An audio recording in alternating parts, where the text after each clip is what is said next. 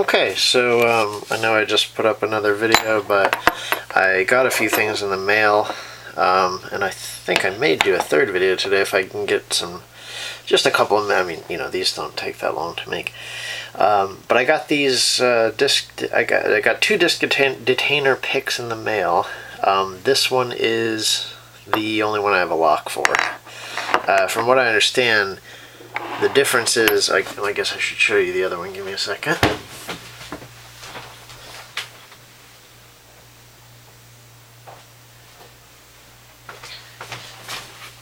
Okay, so it's very unprofessional, I know. The difference is this one is designed to tension, so again, and this is my understanding of it, you know, it goes into the lock, and this one is designed to tension at the rear of the lock, so you tension it there, and then you move this around, like so, to get the get the discs.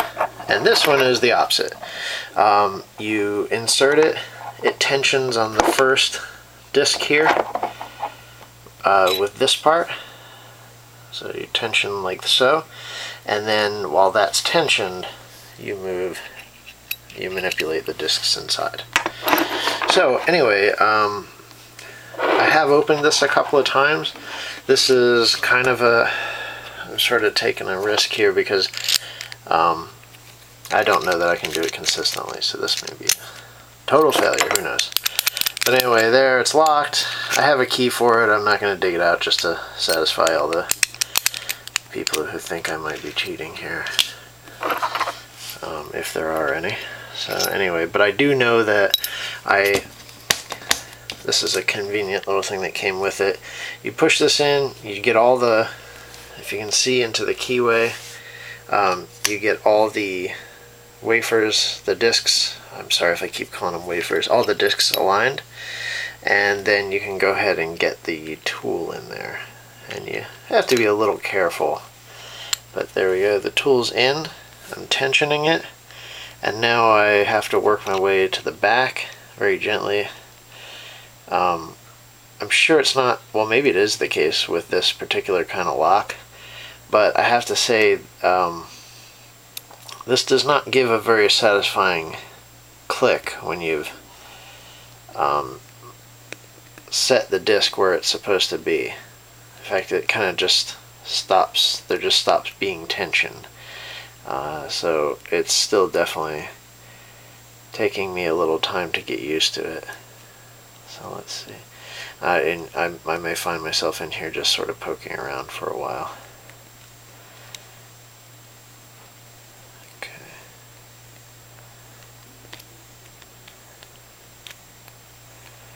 So what I'm doing is there are spacers in between each disc, and I'm moving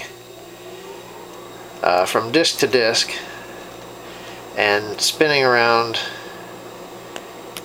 I'm just going to call it, you know, the manipulator for lack of a better word, and trying to get back in.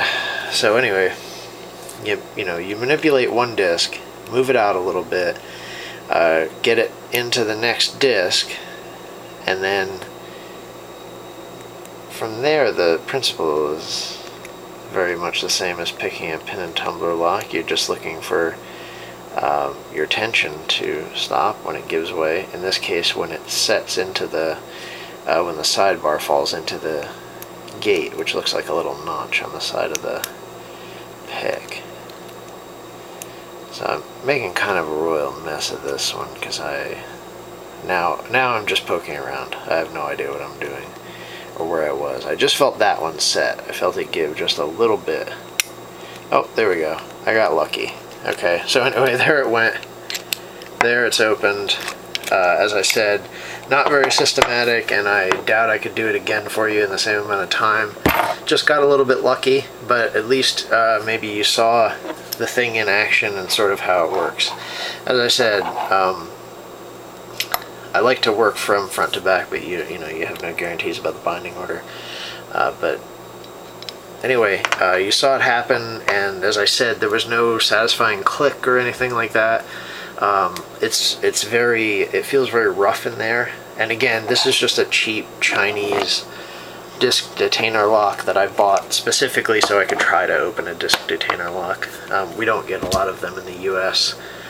I'm told that some, Walmart uses some of them for bike locks or something, but I've never seen one here. So anyway, it was just a fun thing to try to do, and I saw someone selling a couple of these at a decent price, so I picked them up. So if anybody has any advice about disc detainer locks or has any locks they want to trade, then give me a shout. And otherwise, thanks for watching. And if you didn't learn something, I hope it was at least entertaining.